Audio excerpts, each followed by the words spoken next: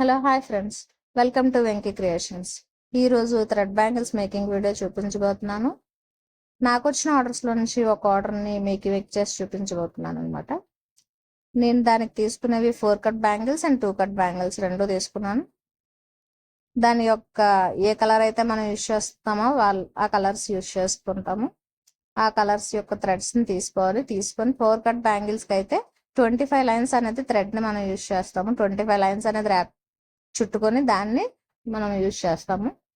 ఇది ర్యాప్ చేసేటప్పుడు కింద వైపు గమ్ అంటించుకుంటే నీట్గా కనిపిస్తుంది. ప్లస్ ర్యాప్ చేసినప్పుడు చాలా టైట్గా ర్యాప్ చేసుకోవాలి. మనం టైట్గా ర్యాప్ చేసుకోవడం వల్ల ఏంటంటే అది త్వరగా ఊడిపోకుండా ఉంటుంది అనమాట. బ్యాంగిల్స్ మొత్తానికి ఇలా ర్యాప్ చేసుకోవాలి.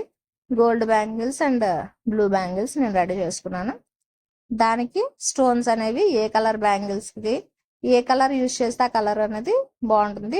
సైడ్ బ్యాంగిల్స్కి అయితే మీరు గోల్డ్ యూజ్ చేసుకోవడం వల్ల గోల్డ్ స్టోన్స్కి గోల్డ్ ర్యాప్ యూజ్ చేయడం వల్ల చాలా నీట్గా కనిపిస్తుంది అనమాట.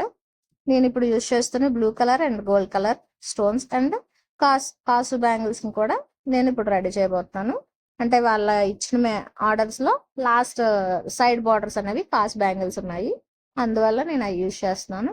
ఇప్పుడు గమ్ అంటించుకొని గమ్కి మనం స్టోన్స్ అనేది ఏ డిజైన్లో మనం చేయాలనుకుంటున్నామో ఆ డిజైన్లో మనం అంటించుకోవాలి. స్టోన్స్ అనేవి మొత్తం స్టోన్స్ అన్ని అంటించుకున్న తర్వాత ఇప్పుడు కాసు బ్యాంగిల్స్ ఉన్నాయి కదా, కాసు బ్యాంగిల్స్కి అయితే మనం 7000 గమ్ ఉంది కదా, అది యూజ్ చేస్తే కొంచెం అంటే త్వరగా ఉడకండి అంటాడు. కాసు అనేది కొంచెం ఇదిగా ఉంటుంది కదా, స్టోన్స్ కన్నా ఇది కొంచెం గట్టిగా అతుక్కోవాలి కాబట్టి మనం కొంచెం గట్టిగా వేసుకుంటా.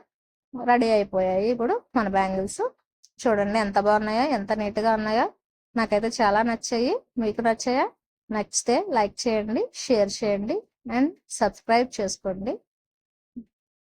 చూడండి ఎంత బాగుంది. ఇప్పుడు ఇందులో ఒక మిస్టేక్ ఉంది, మీరు దాన్ని ఆ మిస్టేక్ ఏంటో కామెంట్ చేయండి. థ్యాంక్